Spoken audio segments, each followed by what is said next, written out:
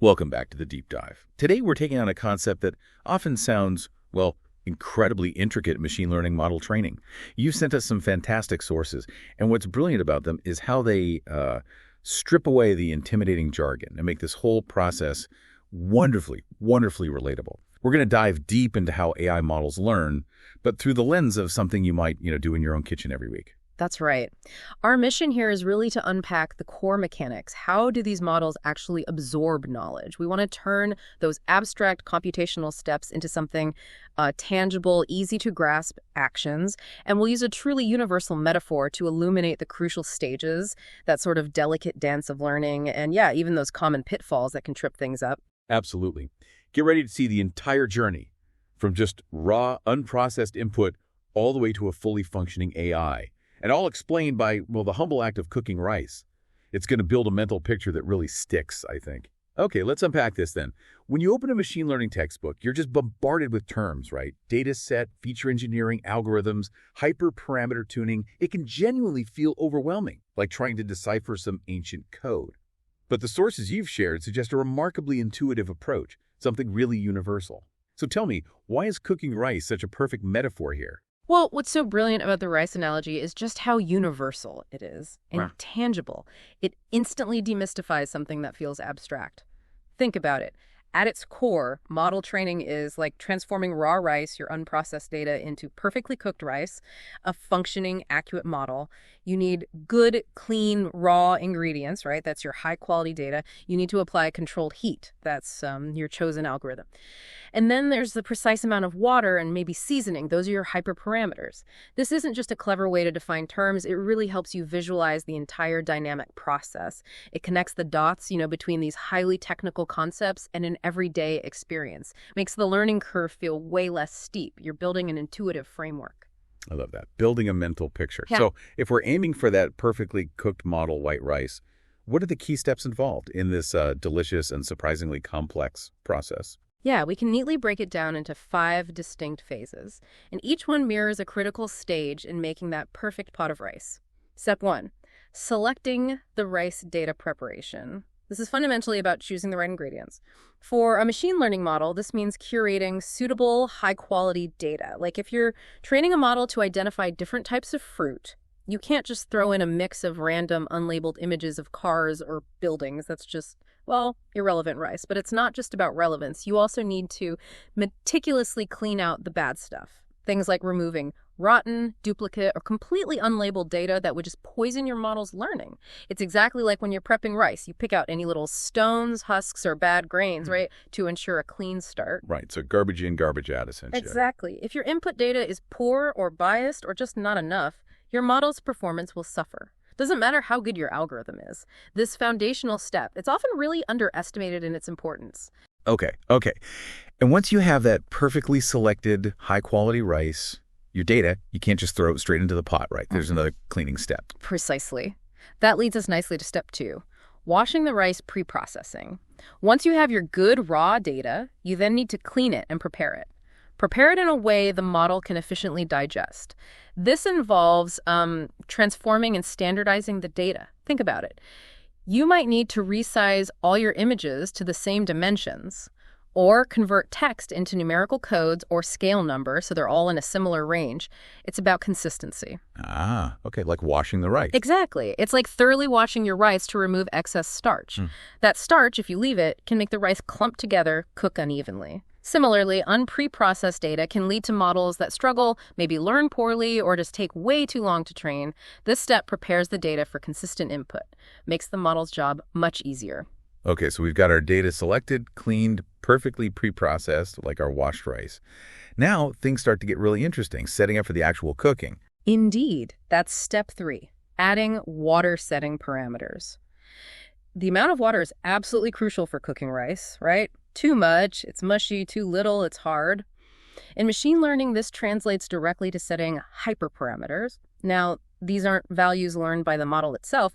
They are the configuration settings for your model in its training process. Okay, so what kind of settings are we talking about? We're talking about things like the learning rate that dictates how big of a step the model takes when it adjusts after seeing an error, or the batch size, which is how many data samples it looks at before making an adjustment, or maybe dropout rate, which is a technique to prevent overfitting by randomly ignoring certain connections during training.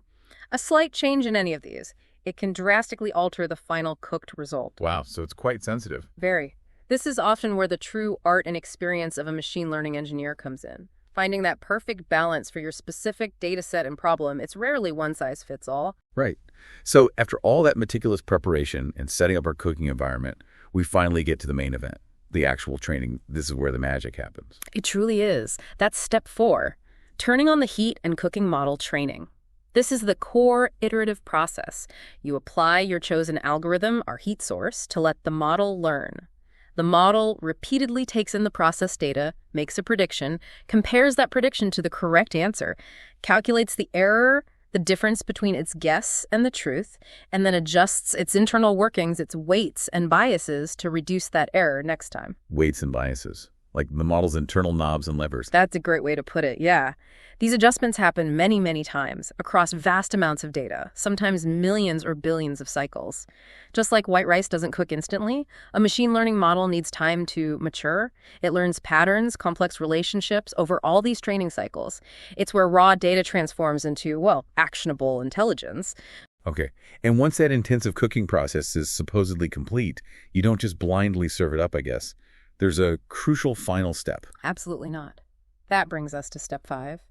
Tasting and adjusting validating results. After the rice has been cooking, you'd never just assume it's done, right? You'd check it. Is it done? Too hard? Too soft? Perfect. Models also need to be rigorously tasted. You validate their performance using a validation set. Ah, that's data it hasn't seen before. Exactly. It's a distinct portion of data the model did not see during its training process. And this is vital. It tells you if the model truly understands new, unseen information and can generalize. Or if it's maybe overcooked, meaning it has overfit to its training data, or maybe undercooked, didn't learn enough. This step is your reality check. Does the recipe work generally, or just for that specific batch in the training pot? It's about ensuring the model isn't just a memory bank, but a genuine problem solver. Okay, that brings us to a term that often causes a lot of confusion. Yeah. But our sources explain it brilliantly with the rice analogy. Overfitting. We touched on it, but let's really dig in. Right. If we connect this back, overfitting is kind of like being an amazing rice cooker, but only for that one specific pot of rice you just made. You've memorized the exact recipe, the precise conditions for that particular batch, the exact water temp, grain type, cooking time. You know every single quirk of that pot. Okay. But if you change the type of rice, even slightly, or the water amount, you're completely lost. In machine learning, an overfit model remembers its training data too well, almost like rote memorization. This means it does great on the data it was trained on, but it just can't perform accurately or generalize effectively on new, unseen data. It's learned the noise and quirks of the specific training data just as much as the useful patterns, like a chef who can only cook one dish perfectly. That's a fantastic image. So this one-trick pony idea, it's not just about getting the right answer on the training data, but having the flexibility for the real world. How much of a problem is this in real-world applications? And more importantly, how do you stop your model becoming so specialized? Oh, it's a massive problem in the real world, because models are ultimately used to handle new data, right? If a model overfits, it's basically useless in production. To prevent it, there are several key strategies. First, like we said, using that dedicated validation set is absolutely crucial. It's your unbiased judge. Second, there's something called early stopping. This means you constantly watch the model's performance on the validation set during training. The moment its accuracy on the validation data stops improving and starts to get worse, even if it's still getting better on the training data, you stop the training. Like pulling the rice off the heat right when it's perfect, before it burns. Exactly, before it burns or over-memorizes. Third, we use regularization techniques. These act a bit like less seasoning or adding some friction to the learning process. They penalize the model for becoming overly complex or relying too heavily on specific features in the training data. It forces it to learn simpler, more generalizable patterns. These techniques are often built right into the algorithms. Okay, that makes sense. Now, for anyone just starting out or just trying to get a better handle on this, what are some of the biggest potholes, common misconceptions they should watch out for? It seems easy to assume things that aren't true. Yeah, definitely. Our sources highlight 3 really common pitfalls that beginners often encounter, and they're worth knowing because they can completely derail your efforts. The first is misconception 1. Small data is enough to cook good rice. This is like trying to cook a meal for 3 people with only 1 cup of rice. It just won't be enough, right? No matter how good the chef. Too little data prevents the model from learning general patterns, robust rules that apply beyond the tiny sample it saw. It just doesn't have enough examples and variations to generalize effectively. A model fed insufficient, non-representative data, it'll always struggle in the real world. Data quantity and quality are just paramount. Right. And this next one sounds counterintuitive, especially when more often feels like better. Precisely. That's misconception 2. More training is always better. Just like cooking rice for too long will inevitably burn it. Training a model for too many cycles, or epochs as they're called. Epochs. Yeah, an epoch is one full pass through the entire training beta set. While you need enough epochs for the model to learn, pushing it too far makes it memorize the training data's noise, not its signal, leads straight to that overfitting. This is why carefully setting an appropriate number of epochs, often guided by that early stopping we talked about, is crucial. Avoid burning your model into an overfit state. It's a delicate balance finding that sweet spot. Learn enough, but still flexible. Gotcha. And finally, when you're looking at all these settings like learning rates, batch sizes, it might feel like you should just guess, maybe. Definitely shouldn't. That's misconception 3. Parameters can be adjusted randomly. Absolutely not. The learning rate, for instance, which we mentioned, it's like the precise amount of water and the heat intensity. Even a tiny difference can profoundly affect the final doneness of your model. Too high, the model might overshoot the resolution, just bounce around. Too low, it might take forever to learn or get stuck somewhere suboptimal. Finding the right parameters requires careful experimentation, systematic adjustment, often a deep understanding of the algorithm and your data.